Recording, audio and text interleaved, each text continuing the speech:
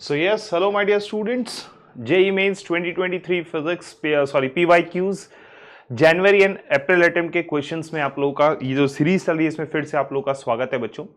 हम लोगों ने मॉडर्न फिजिक्स पार्ट 1 कर लिया है लास्ट लेक्चर में। आज हम बात करेंगे मॉडर्न फिजिक्स पार्ट 2 का। ठीक है, जैसे कि हमने लास्ट क्लास में ऑब्जर्व किया कि रेडियस के क्वेश्चन, डेंसिटी के क्वेश्चन, एटॉमिक स्ट्रक्चर से अगर हम बात करें तो हमारे पास एनर्जी के क्वेश्चंस आ रहे थे। ठीक है, उसके बाद अगर हम फोटो इलेक्ट्रिक इफेक्ट से बात करें तो फोटो इलेक्ट्रिक इफेक्ट से मैक्सिमम नंबर ऑफ क्वेश्चंस जो है वो कहीं ना कहीं इंसिडेंट फोटोन की प्रॉपर्टी और फोटो जो इलेक्ट्रॉन्स इजेक्ट हो रहे हैं उनकी प्रॉपर्टीज पर बेस्ड हमने क्वेश्चंस देखे हैं। चलिए जी, आगे हम कंटिन्यू करेंगे part 2। Question number 22, question number 21 तक लास्ट क्लास में हम कर चुके हैं। आइए जी बात करेंगे क्वेश्चन नंबर 22 क्या कहता है। An electron of hydrogen like atom having Z is equals to 4 jumps from fourth energy state to second energy state. The energy released in this process will be। ठीक है, आइए बहुत सिंपल क्वेश्चन, इसी pattern का question कल भी था हमारे पास में जिसमें फर्स्ट से फोर्थ गया था। ठीक है, देखिए हमसे पूछा गया है कि यहां पर एनर्जी कितना होगा जब वो फर्स्ट से सेकंड से फोर्थ से कहां जाएगा, सेकंड में। तो E is equals to RH R CH Z square 1 by N1 square यानी कि 1 by 2 square minus 1 by 4 square, ये हो जाएगा। सॉल्व करने पर ये आता है RH का वैल्यू हमको दिया हुआ है 13.6 रखना है, 13.6 इलेक्ट्रॉन वोल्ट्स में रखेंगे। Z का वैल्यू हमको 4 दिया हुआ है 16 हो जाएगा। इसको सॉल्व करेंगे तो ये आएगा 4, 1 बाय 4 माइनस 1 बाय 16, एलसीएम लोगे तो ये कितना हो जाएगा, 16 एलसीएम हो जाएगा। ठीक है, 1 बाय 4 माइनस 1 बाय 16 तो एलसीएम आ जाएगा 16। ये कितना हो जाएगा 4 माइनस 1, 16 से 16 कैंसिल आउट, सो 13.6 इंटू 3, 13.6 इंटू 3 जब मैं इसको सॉल्व करूंगा तो ये आता है 13.6 into 3 40.8 electron volts. This is the energy. ठीक है, कितना एनर्जी रिलीज होगा इस प्रोसेस में, 40.8 electron volts. Option number 3 is the correct answer. चलिए जी आगे चलेंगे नेक्स्ट क्वेश्चन की तरफ। क्वेश्चन नंबर 23 क्या कहता है। The threshold frequency of the metal is f0 when the light of frequency 2f0 is incident on the metal plate, the maximum velocity of the photoelectrons is v1। ठीक है, when the frequency of the incident radiation increases to 5f0, 2f0 के corresponding v1 था, तो maximum velocity of the photoelectrons will be v2। ठीक है, देखो maximum kinetic energy का value आपको पता होता है, के मैक्सिमम क्या होता है बच्चों, energy incident h new minus 5। ठीक है, अगर 5 की बात करूंगा तो 5 हमारे पास क्या हो जाएगा, 5 is h new not, threshold frequency के बराबर। ठीक है, थ्रेशोल्ड फ्रीक्वेंसी के बराबर। आइए बोल रहा है कि half m v1 square, velocity v1 होगा कब, जब हमने फ्रीक्वेंसी कितना रखा इंसिडेंट फोटोन का, 2f0, सो 2h f0 हो गया माइनस, इसको f0 लिख देता हूं, माइनस h f0। ठीक है, इसको सॉल्व करने पर आता है half m v1 square is equals to h f0। ये बना इक्वेशन नंबर 1। ऐसे ही सेकंड इक्वेशन बनेगा half m v2 square is equals to, frequency अब हमने कितना कर दिया है, बढ़ा करके 5f0। ठीक है, तो इंसिडेंट एनर्जी कितना हो जाएगा, 5h f0 minus work function किसके बराबर, h f0 के बराबर। सॉल्व करने पर ये आता है 4h f0, second equation half m v2 square. ठीक है, जरा इक्वेशन 1 को इक्वेशन 2 से डिवाइड कर दो क्योंकि मुझे v1 अपॉन v2 चाहिए, तो 1:2 कर देंगे। क्या आता है मेरे पास, v1 अपॉन v2 का whole square is equals to, solve करने पर क्या आ जाएगा, hf0 अपॉन 4hf0, 1/4। यहां से जब हम इसको सॉल्व करेंगे तो v1 अपॉन v2 कितना आता है, 1/2 के बराबर। Again an easy equation, v1/v2 is equals to 1/2। Option number first is the correct answer. Clear है बच्चों, सिंपल सा क्वेश्चन, सिंपल सा क्वेश्चन। आइए जी नेक्स्ट क्या बोलता है मेरे को, the energy levels of the hydrogen atom are shown below. ठीक है, कुछ एनर्जी लेवल्स दिए हुए n1 1 2 3 4। ठीक है, the transition corresponding to the emission of shortest wavelength, transition corresponding to shortest wavelength. अब जो एनर्जी यहां से एमिट होगी, इस ट्रांजिशन में जो एनर्जी एमिट होगी वो कितनी हो जाएगी, hc बाय लैम्डा। मैं जानता हूं for shortest wavelength, for shortest wavelength E must be maximum, energy क्या होना चाहिए, energy must B maximum, energy maximum होना चाहिए। तो आप यहां से क्लियरली देख के बता सकते हैं कि कौन से करस्पॉन्डिंग, कौन से ट्रांजिशन में एनर्जी मैक्सिमम होगी। अगर मैं बात करता हूं तो डी वाला जो ऑप्शन है मेरे पास, यानी कि थर्ड से फर्स्ट वाला जो ट्रांजिशन होगा, यहां पर एनर्जी डिफरेंस सबसे ज्यादा होगा। सबसे ज्यादा एनर्जी डिफरेंस कहां मिलेगा, डी वाले में, यानी कि 3 से 1 में। So D is correct, option number first is the correct answer. Clear है, डी ट्रांजिशन जो है उसमें हमारा आंसर बिल्कुल सही आने वाला है। क्लियर है बच्चों? चलिए जी नेक्स्ट क्वेश्चन की तरफ चलेंगे। The kinetic energy of electron, alpha particle and proton are given as 4k, 2k and k respectively. The de Broglie wavelength associated with the electron alpha particle and this are as follows। कल इसी तरीके का question हमने कल एक और देखा है, सेम पैटर्न वाला क्वेश्चन हमने देखा है। डी ब्रोगली वेवलेंथ की बात कर रहे हैं, लैम्डा ऑफ अल्फा क्या लिख सकता हूं सर? सबसे पहले शुरुआत करता हूं इलेक्ट्रॉन से। लैम्डा ऑफ इलेक्ट्रॉन क्या हो जाएगा मेरे पास, lambda of electron is equals to h upon root under 2 times mass of electron. ठीक है, और काइनेटिक एनर्जी की बात करते हैं, 2 times the mass of electron. Kinetic energy of electron कितना है, 4 टाइम्स के। ठीक है, लैम्डा ऑफ अल्फा पार्टिकल क्या हो जाएगा बच्चों, lambda of alpha particle is equals to h upon root under 2 times mass of alpha particle into kinetic energy कितना है 2k। लैम्डा फॉर प्रोटॉन कितना हो जाएगा, h upon root under 2 times mass of proton into k। Kinetic energy base k, kinetic energy of proton कितना है k। ठीक है, आइए जरा इन तीनों को हम इक्वेट करने की कोशिश करते हैं। जब हम इनको ध्यान से देखेंगे तो मास ऑफ अल्फा पार्टिकल को प्रोटॉन में कन्वर्ट कर सकता हूं। ठीक है, मास ऑफ अल्फा पार्टिकल को क्या कर सकता हूं, प्रोटॉन में कन्वर्ट कर सकता हूं। और अगर प्रोटॉन की बात करूंगा तो प्रोटॉन के मास को इलेक्ट्रॉन के मास में कन्वर्ट किया जा सकता है। क्या हम लोग प्रोटॉन के मास को इलेक्ट्रॉन के मास में कन्वर्ट कर सकते हैं? बहुत सिंपल सी कहानी है, आपको पता होगा मास ऑफ इलेक्ट्रॉन और मास ऑफ प्रोटॉन का रिलेशन, आप लोगों को बिल्कुल ये जानकारी होगी। मास ऑफ प्रोटॉन जो है, mass of proton 1849 times mass of electron होता है। Mass of proton is how much, 1849 times the mass of electron. And mass of alpha particle is 4 times the mass of proton. तो मैं ऐसा लिख सकता हूं 4 इंटू 1849 मास ऑफ इलेक्ट्रॉन के approximately 1846 भी आप यूज करते हैं, कई बार 1845 भी यूज करते हैं, 1850 भी यूज कर लेते हैं टू सॉल्व द न्यूमेरिकल्स। ठीक है, तो मास ऑफ, हम एक काम करते हैं, प्रोटॉन और अल्फा पार्टिकल के मास को हम कन्वर्ट करने की कोशिश करते हैं इलेक्ट्रॉन के मास में, ताकि हमारे लिए कंपैरिजन इजी हो जाएगा। ये हो जाएगा lambda upon root under 2 mass of electron into K into 4 वाला फैक्टर यहां लिख दिया मैंने बाहर। ये देखिए लैम्डा अल्फा क्या हो जाएगा, h upon root under mass of alpha कितना, मास ऑफ अल्फा है मेरे पास 4 into 1849 into mass of electron, mass of electron. ठीक है, इंटू के, ये फैक्टर आ गया। मास ऑफ अल्फा को क्या लिख सकता हूं, एक 2 तो इसकी वजह से आएगा, एक 2 इसकी वजह से आया, और मास ऑफ अल्फा क्या है 4 इंटू 1849, 4 इंटू 1849, 4 इंटू 1849। ठीक है, ये हो गया। यहां से देखिए लैम्डा फॉर प्रोटॉन कितना हो जाएगा, h upon root under 2। Mass of proton को क्या लिख सकता हूं, मास ऑफ इलेक्ट्रॉन के टर्म्स में डिनोट किया जा सकता है इंटू के, और मास ऑफ प्रोटॉन कितना है 1849 times the mass of electron. ठीक है, अभी देखिए आप जब यहां से इन सबको ऑब्जर्व करेंगे तो यहां से क्लियरली बता सकते हैं कि ये वाली वैल्यू सब में सेम है। इनका रेशियोज देखिए, जब आप इन सबके रेशियोज को देखेंगे आप ऑब्जर्व करेंगे कि लैम्डा किसका ज्यादा होगा, सबसे ज्यादा लैम्डा किसका होगा, इलेक्ट्रॉन का होगा।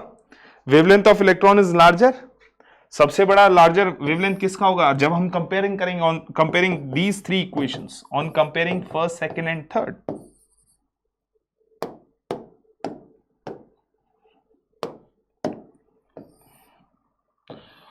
on comparing first, second and third, जब हम कंपेयर कर रहे हैं तीनों को तो लैम्डा ऑफ इलेक्ट्रॉन सबसे ज्यादा। ठीक है, लैम्डा ऑफ इलेक्ट्रॉन सबसे ज्यादा, उसके बाद हमारे पास होगा लैम्डा ऑफ प्रोटॉन, उसके बाद हमारे पास होगा lambda of alpha particle. So lambda of electron larger than lambda of proton, larger than lambda of alpha. Option number second is the correct answer. Clear है? चलिए जी आगे चलेंगे। The work function of aluminium and gold are 4.1 and 5.1 electron volt respectively. The ratio of the slope of stopping potential versus frequency plot for gold to that of aluminium. आइए जरा ratio की बात कर रहा है, किसके? स्लोप के। किस किस का? स्टॉपिंग पोटेंशियल का। हम जानते हैं स्टॉपिंग पोटेंशियल कैसे लिखते थे? EVS is equals to energy minus phi. समझ आती है बच्चों? फ्रीक्वेंसी के रेस्पेक्ट में लिखना है तो एनर्जी को क्या लिख सकता हूं? H इंटू एफ लिख सकता हूं। H न्यू लिख दो या H इंटू एफ लिख दो, ठीक है। तो stopping potential H upon E minus phi upon ई। तो ये बात कर रहा है, देखो जब अगर मैं इसके बीच में ग्राफ बनाऊंगा तो क्या बनेगा? स्ट्रेट लाइन ग्राफ बनेगा। कैसा ग्राफ बनता है? ये स्ट्रेट लाइन ग्राफ होता है। स्ट्रेट लाइन विद स्लोप कितना? h बाई ई के बराबर।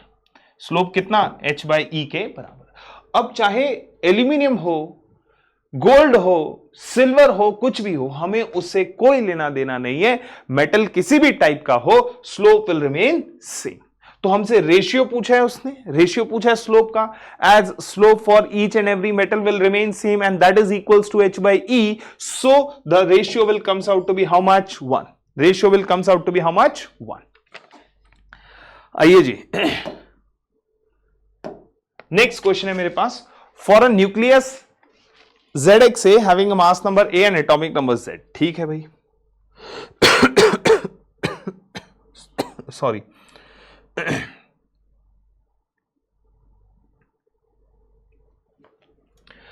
A surface area of energy per nucleon is this, ठीक है। Coulomb contribution of to the binding energy is this, volume energy is this, decrease in the binding energy is proportional to the surface area, ठीक है। Whilst estimating the surface energy, it is assumed that each nucleon interacts with the 12 nucleons, where A1, A2 and A3 are constant. Choose the most appropriate answer from the options given below, ठीक है। आइए, तो अगर मैं radius की बात करूंगा, किसी भी न्यूक्लियस का रेडियस कैसे कैलकुलेट करते हैं? R is equals to R naught A की पावर 1/3 होता है बच्चों, ठीक है। अगर वॉल्यूम एनर्जी की बात करूंगा तो वॉल्यूम एनर्जी मेरे पास क्या कर दूंगा? इसका क्यूब करना पड़ेगा। वॉल्यूम एनर्जी की बात करूं तो वॉल्यूम एनर्जी हम लोग कैसे लिखेंगे? इसका जो वॉल्यूम एनर्जी लिखने का तरीका है हमारे पास, वॉल्यूम एनर्जी आएगा सम कांस्टेंट, उसको मैं C बोल देता हूं या K बोल देता हूं, सम कांस्टेंट, और इसका क्यूब करूंगा some constant into A, some constant into A, ठीक है। ये आ गया मेरे पास। क्यों? बेसिकली ये A आया कहां से? क्योंकि R क्यूब किया ना मैंने, रेडियस का क्यूब कर दिया। यहां पर वॉल्यूम एनर्जी की बात कर रहा है तो रेडियस का क्यूब कर देंगे तो that comes out to be some constant into A, ठीक है। आइए भाई, तो न्यूक्लियर बाइंडिंग एनर्जी की अगर हम बात करें तो न्यूक्लियर बाइंडिंग एनर्जी क्या होता है? Nuclear binding energy is the minimum energy that is required to disassemble, ठीक है। न्यूक्लियर बाइंडिंग एनर्जी है क्या? वो मिनिमम एनर्जी जो कि एक न्यूक्लियस को डीअसेंबल करने के काम में आती है। न्यूक्लियर बाइंडिंग एनर्जी क्या होती है बच्चों? Nuclear binding energy is the minimum energy, ठीक है, टू डीअसेंबल द न्यूक्लियस, ठीक है। किसमें? उसके कॉन्स्टिट्यूएंट पार्टिकल्स में, ठीक है। अगर न्यूक्लियस के कॉन्स्टिट्यूएंट पार्टिकल्स को आपको तोड़ना है तो जो अमाउंट ऑफ एनर्जी, जो मिनिमम अमाउंट ऑफ एनर्जी लगेगी, उसी को हम लोग बाइंडिंग एनर्जी कहा करते थे, ठीक है जी। तो अब मैं यहां से बात कर सकता हूं energy of the nucleus is negative, ठीक है, with regard to the energy of particles.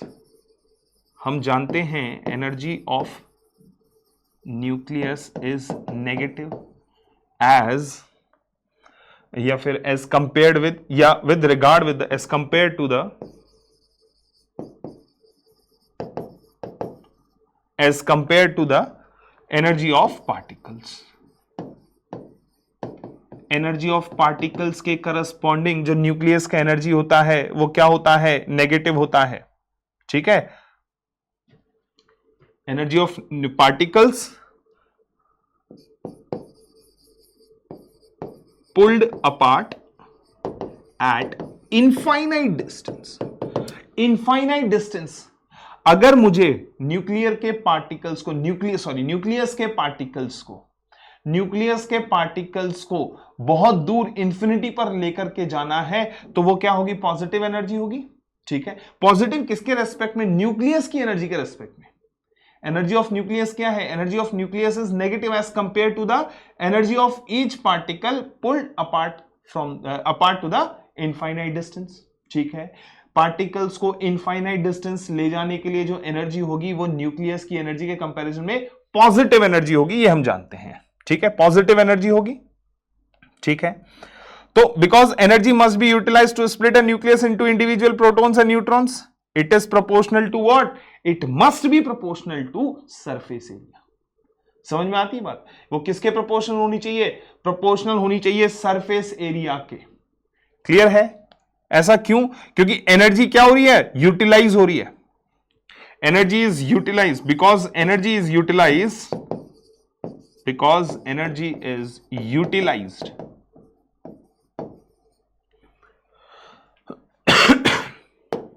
ऐसा आएगा, energy is utilised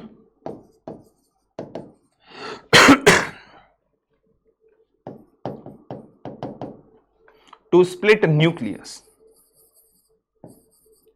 energy is utilized to split nucleus, ठीक है, इंडिविजुअल प्रोटॉन्स और न्यूट्रॉन्स में। स्प्लिट न्यूक्लियस का मतलब क्या है? उसके इंडिविजुअल प्रोटॉन्स और न्यूट्रॉन्स में बात कर रहा हूं मैं, ठीक है। तो ये क्या होनी चाहिए? It must be proportional to, it is proportional to, किसके प्रोपोर्शनल होनी चाहिए? It is proportional to surface area, surface area के प्रोपोर्शनल होनी चाहिए, ठीक है। तो अभी देख लेते हैं जरा, अगर coulomb contribution of binding energy की बात करेंगे तो coulomb contribution of binding energy में पहली बात तो माइनस साइन नहीं आएगा, ठीक है, माइनस साइन नहीं आएगा। और ए की बात करोगे तो ए 4/3 भी नहीं आएगा, ठीक है, ए हमारे पास 4/3 भी नहीं आएगा। सरफेस एनर्जी पर न्यूक्लियन की अगर हम बात करेंगे तो माइनस नहीं होना चाहिए, सरफेस एनर्जी पर न्यूक्लियन, पहले तो सरफेस एनर्जी की बात करेंगे, दैट मस्ट बी पॉजिटिव, ठीक है। सरफेस एनर्जी क्या होना चाहिए? पहली बात तो पॉजिटिव होना चाहिए। तो पहला स्टेटमेंट तो हमारे पास गलत हो गया, दूसरा भी गलत हो गया। कहता है volume energy is something constant into A, बिल्कुल सही बात है।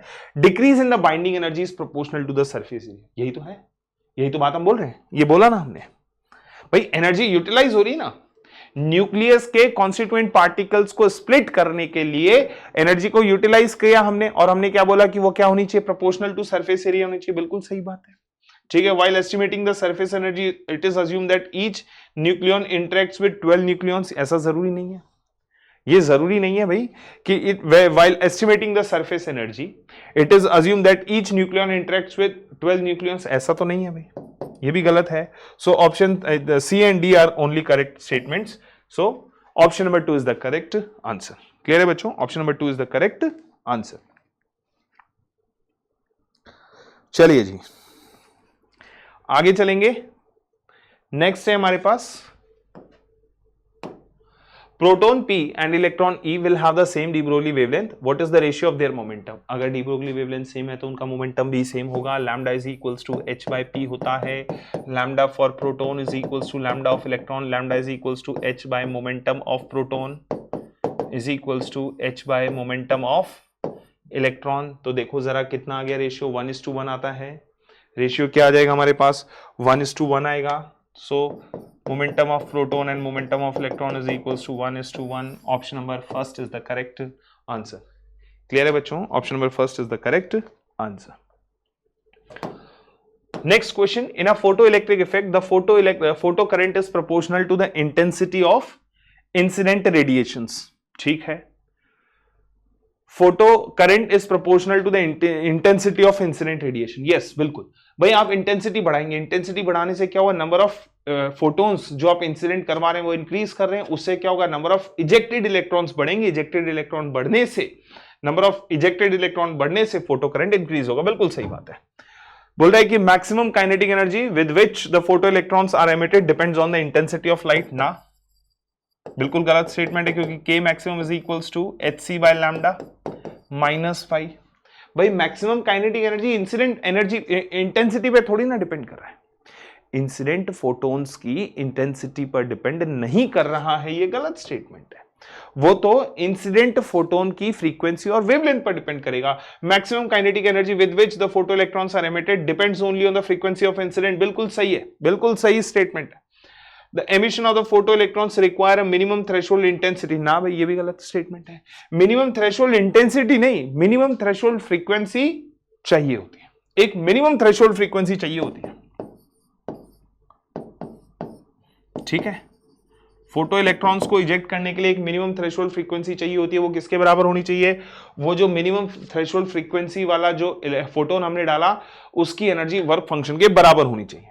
Maximum kinetic energy of the photo electron is independent of the frequency. ना भाई, ये स्टेटमेंट गलत है क्योंकि सी वाला सही है, इंडिपेंडेंट नहीं होता, डिपेंडेंट होता है। That means A and C is the correct, option number third is the correct answer. Clear है बच्चों? Option number third is the correct answer.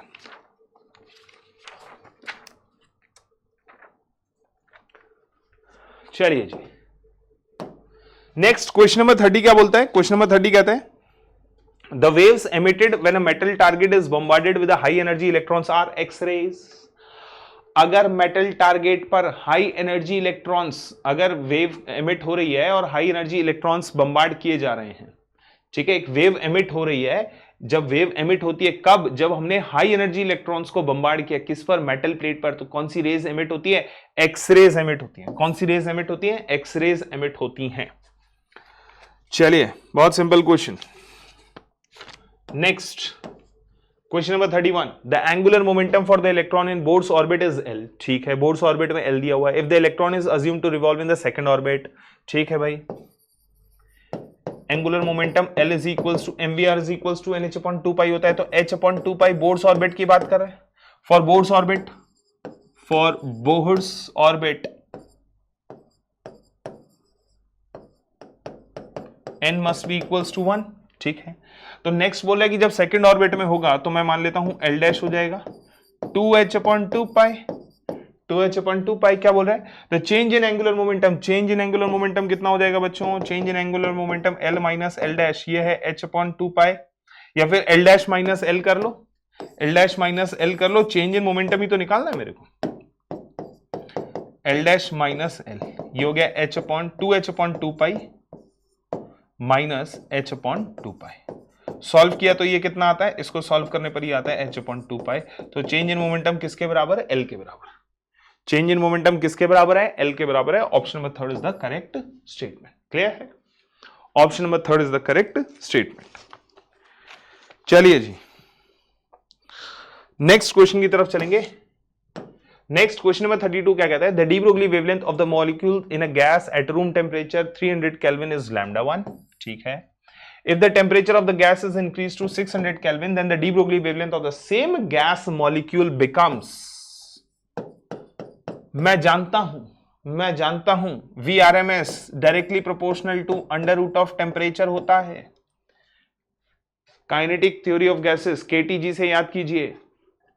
Gas में टेम्परेचर चेंज होने की वजह से, मॉलिक्यूल की बात कर रहा है, गैस मॉलिक्यूल की बात करता है, टेम्परेचर चेंज करोगे तो उसकी आरएमएस स्पीड चेंज होती है। गैस मॉलिक्यूल के आरएमएस स्पीड चेंज होती है। कैसे? टेम्परेचर चेंज करने से। और टेम्परेचर पर कैसे डिपेंडेंसी होती है इसकी?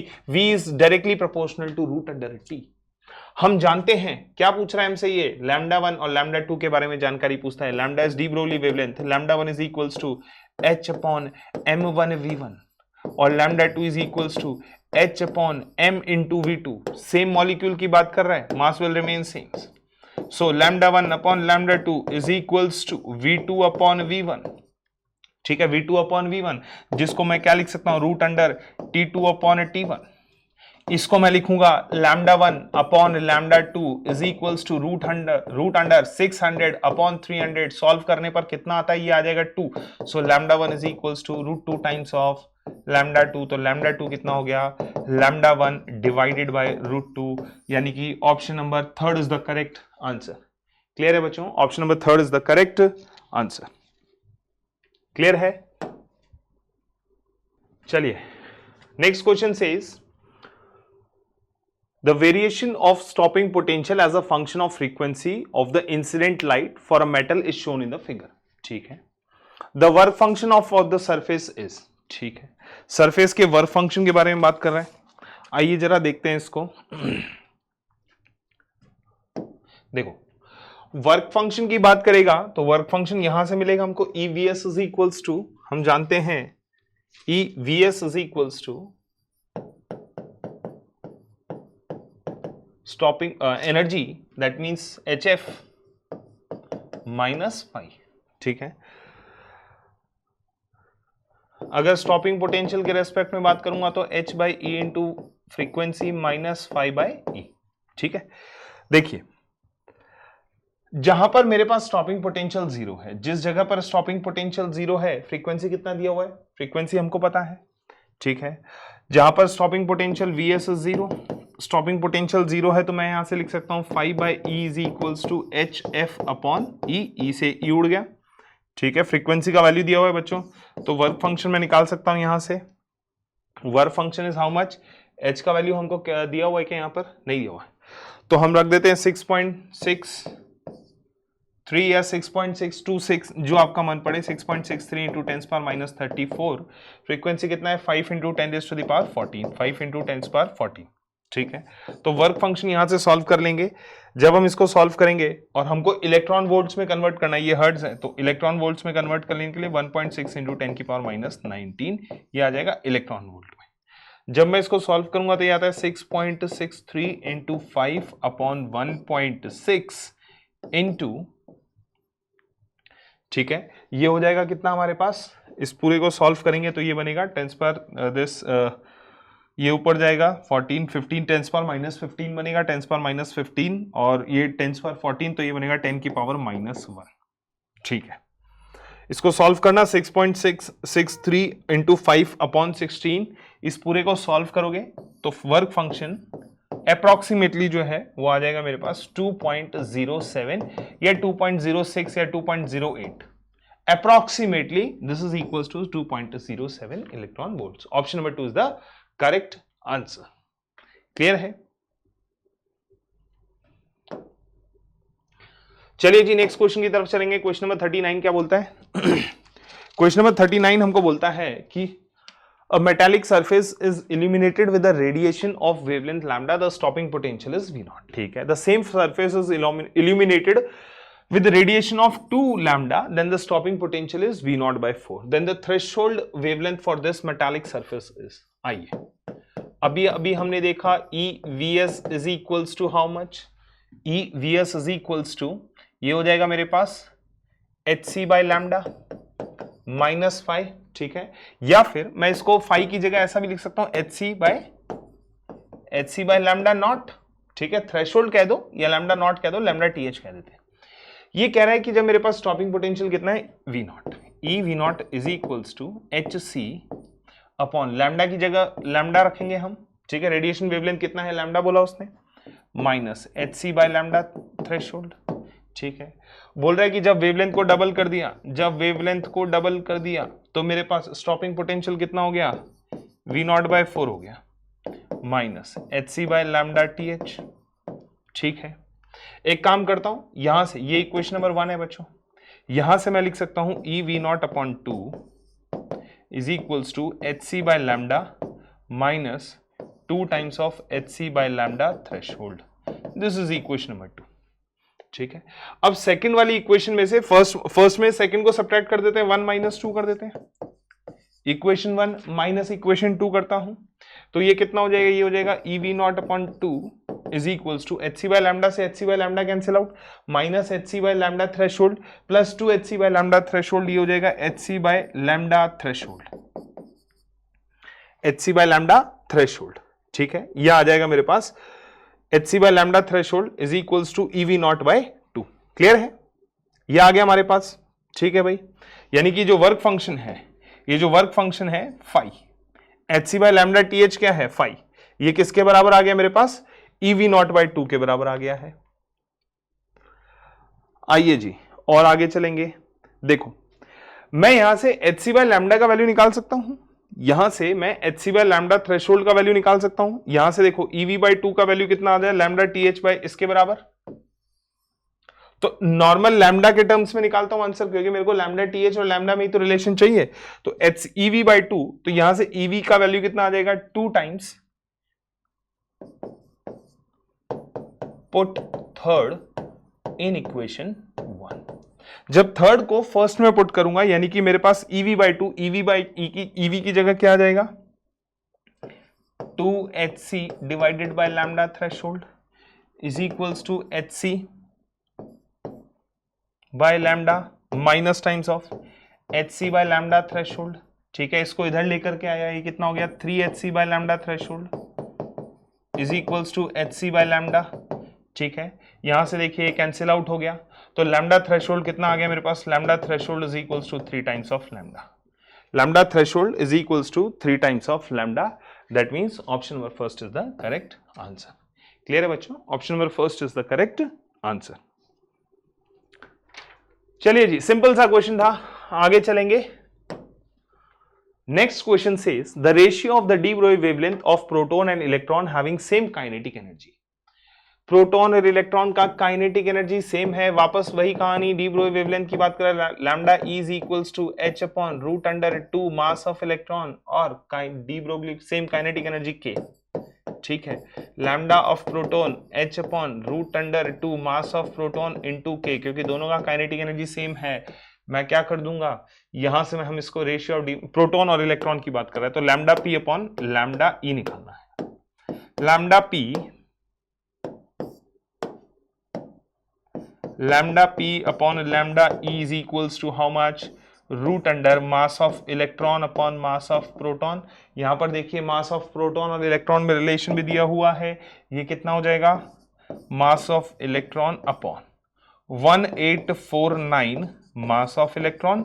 मास ऑफ इलेक्ट्रॉन से मास ऑफ इलेक्ट्रॉन कैंसिल आउट, और ये 1849 क्या है, अगर आपको ये पता है तो 1849 इज द स्क्वायर ऑफ 43 का स्क्वायर है, तो lambda p upon lambda e ये निकल के आएगा 1/43.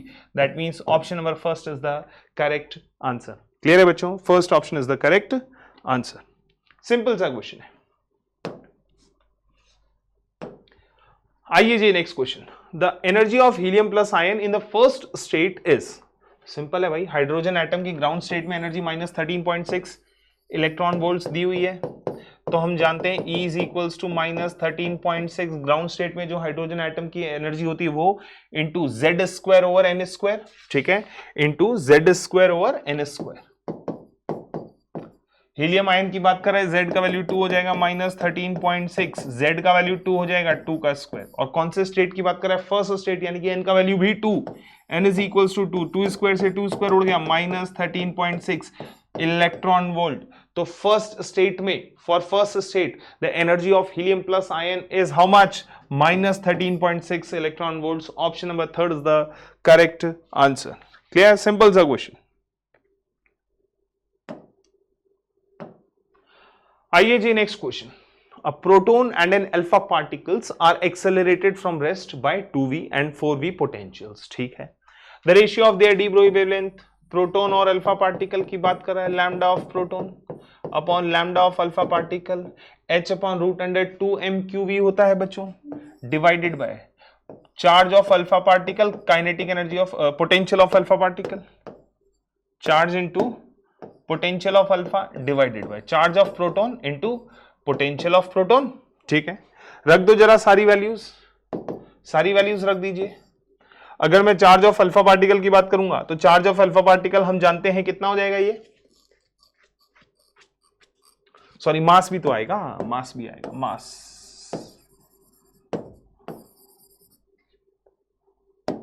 मास of alpha, charge of alpha into potential of alpha, mass of proton, charge of proton into potential of proton. ठीक है, देखिए mass of alpha particle 4 Guna 4 times the mass of proton divided into alpha particle पर charge 2 गुना proton से double.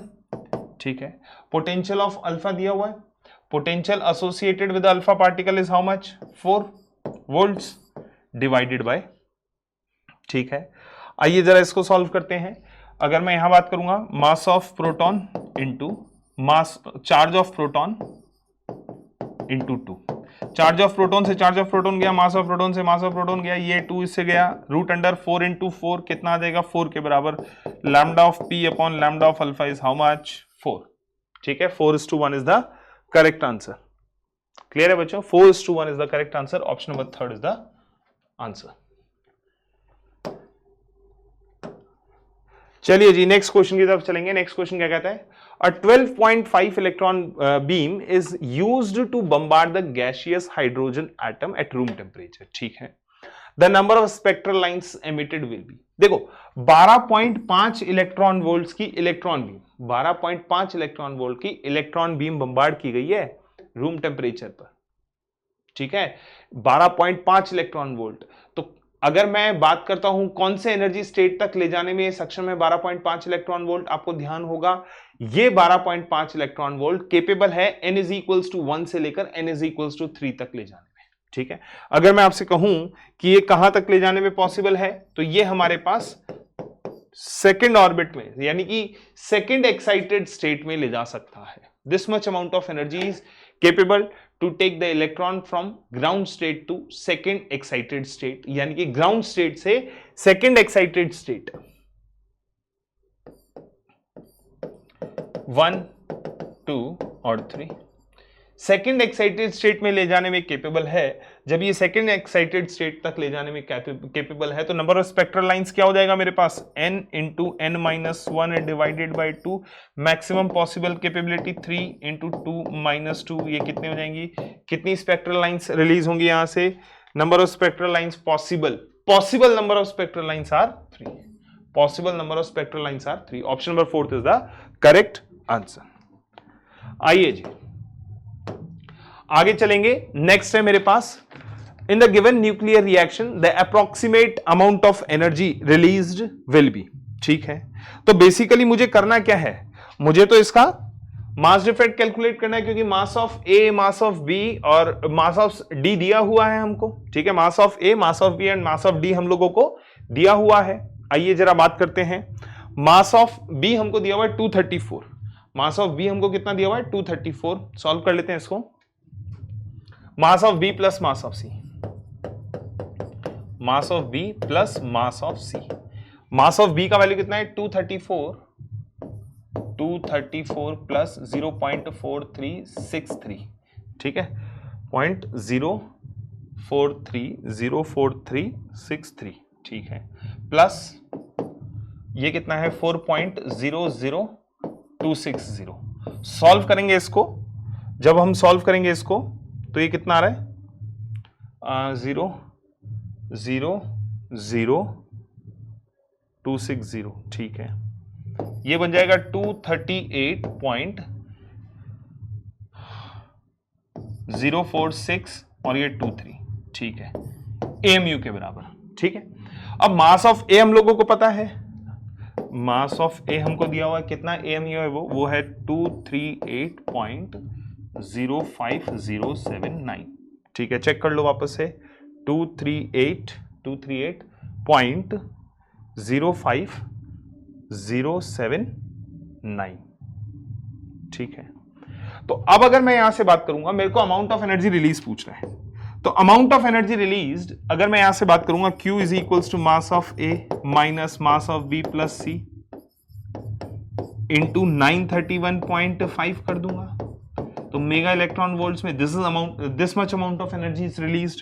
जब मैं इसको solve करूंगा 238.0507996, इसमें से जब मैं इसको सब्ट्रैक्ट करूंगा तो ये आता है लमसम 0.00456 इतना इंटू 931.5 मेगा इलेक्ट्रॉन वोल्ट्स। ठीक है, 931.5 मेगा इलेक्ट्रॉन वोल्ट्स। तो इसको जब मैं कैलकुलेट करूंगा, इसको सॉल्व करके कैलकुलेट कर लीजिए। जब हम इसको सॉल्व करेंगे तो मैं लिख सकता हूं इसको कितना 4.56 मेगा इलेक्ट्रॉन वोल्ट्स की बात कर रहा है, 4.56। ठीक है, 10⁻³ लगा देता हूं ना इसके साथ में।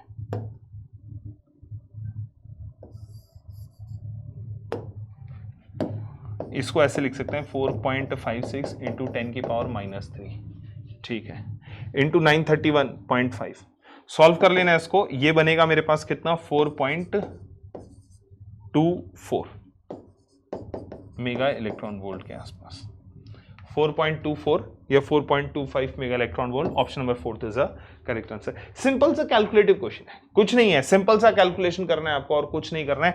थोड़ा सा हो सकता है कि इसको मल्टीप्लिकेशन करने में आपको थोड़ा प्रॉब्लम आ जाए, बाकी कुछ नहीं है क्वेश्चन में। डायरेक्ट बाइंडिंग एनर्जी निकालने वाला, जो क्यू वैल्यू निकालने वाला क्वेश्चन हमने देखे हैं न्यूक्लियर फिजिक्स के अंदर, उसी टाइप का क्वेश्चन है। कुछ नहीं करना है, एक रिएक्शन दिया हुआ है, दोनों के मासेस भी आपको दिए हुए हैं, mass of A, mass of B, mass of C तीनों दिया हुआ है।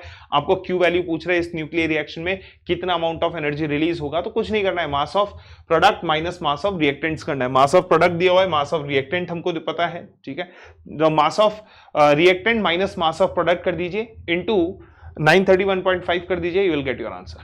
ठीक है, आइए जी नेक्स्ट क्वेश्चन की तरफ चलेंगे। नेक्स्ट क्वेश्चन क्या कहता है? नेक्स्ट क्वेश्चन कहता है कि the difference between threshold wavelengths for two metal surfaces A and B having the work function, A का ये रहा, बी का वर्क फंक्शन ये रहा, इन नैनोमीटर्स। ठीक है, इनकी थ्रेशोल्ड एनर्जी में डिफरेंस पता करना है मेरे को। अगर इनके थ्रेशोल्ड एनर्जी लेवल में डिफरेंस पता करना है तो क्या करूंगा मैं? सबसे पहले तो पहले वाले के लिए कितना हो जाएगा, phi A H C by lambda A. ठीक है, तो लैम्डा ए को क्या लिख सकता हूं, H C by phi A. Similarly lambda B is equals to H C by phi B. अगर डिफरेंस इन द थ्रेशोल्ड पता करना है मेरे को तो मैं क्या कर दूंगा, यहां से लैम्डा ए जिसका मिनिमम है lambda A minus lambda B, this comes out to be H C by phi A minus H C by phi B. उसने हमको ये भी बोला है कि एच सी का वैल्यू कितना रखना है, 1242 इलेक्ट्रॉन वोल्ट इन नैनोमीटर्स में। तो मेरे पास वर्क फंक्शन भी इलेक्ट्रॉन वोल्ट में दिया हुआ है। फाई ए का वैल्यू 9 रख लेंगे माइनस टाइम्स ऑफ, या फिर लैम्डा बी माइनस लैम्डा ए कर लो।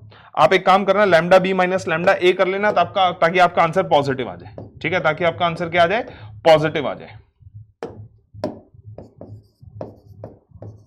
और अगर नहीं भी करना है तो मॉड लगा देना, आंसर पॉजिटिव में निकालना। वेवलेंथ डिफरेंस हमारा पॉजिटिव होना चाहिए, सिंपल सी कहानी है। अगर आपका आंसर नेगेटिव भी आ रहा है तो आप उसमें मॉड ले लीजिए, क्योंकि वेवलेंथ डिफरेंस हमको पॉजिटिव में वेव का लेंथ निकालना है भाई, पॉजिटिव होना चाहिए, नेगेटिव नहीं हो सकता है।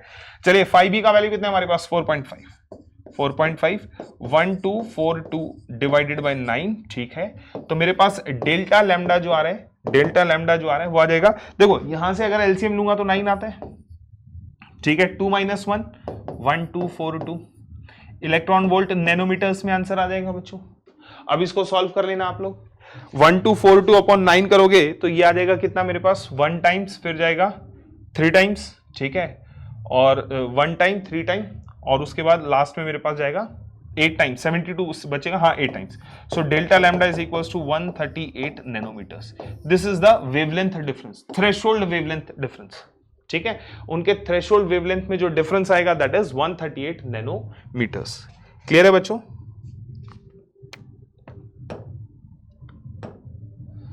चलिए जी नेक्स्ट क्वेश्चन है मेरे पास, स्टेटमेंट टाइप क्वेश्चन है। स्टेटमेंट 1 कहता है out of the microwaves infrared and ultraviolet, ठीक है, are the most effective for the emission of electrons. बिल्कुल सही कह रहा है, for the metallic surface. Microwaves में मेरे पास इंफ्रारेड और अल्ट्रावायलेट जो है इनके वेवलेंथ कम होते हैं तो एनर्जी इनकी ज्यादा होगी, तो ये केपेबल है इलेक्ट्रॉन्स को निकालने में। ठीक है, emission of electrons metallic surface से, यानी कि फोटो इलेक्ट्रिक इफेक्ट अगर मुझे करवाना है तो माइक्रोवेव्स और इंफ्रारेड वेव्स या फिर अल्ट्रावायलेट में अगर मैं बात करूं तो सबसे ज्यादा इफेक्टिव जो है मेरे पास वो अल्ट्रावायलेट आता है। ठीक है, इन तीनों के रेस्पेक्ट में, माइक्रोवेव, इंफ्रारेड और अल्ट्रावायलेट के रेस्पेक्ट में अगर बात करूं तो इन तीनों के रेस्पेक्ट में अल्ट्रावायलेट सबसे ज्यादा केपेबल है, क्योंकि इसका वेवलेंथ इन तीनों के रेस्पेक्ट में कम है, तो एनर्जी ज्यादा होगी इनके फोटोन्स की। ठीक है भाई, above the threshold frequency the maximum kinetic energy of the photoelectrons is inversely proportional to the frequency of incident light। ना गलत स्टेटमेंट है। above the threshold frequency से बड़े मैक्सिमम काइनेटिक एनर्जी, तो के मैक्सिमम हमारे पास क्या होता है, HF माइनस HF नॉट, ये थ्रेशोल्ड फ्रीक्वेंसी है। तो क्या काइनेटिक एनर्जी इनवर्सली प्रोपोर्शनल हुआ इंसिडेंट लाइट की फ्रीक्वेंसी के, डायरेक्टली प्रोपोर्शनल हुआ? डायरेक्टली प्रोपोर्शनल हुआ। Statement 2 is incorrect and statement 1 is correct. Statement 1 false नहीं, statement 1 is true and statement 2 is false. Option number 2 is the correct answer. Clear है? So option number 2 is the correct answer. चलिए जी आगे चलेंगे।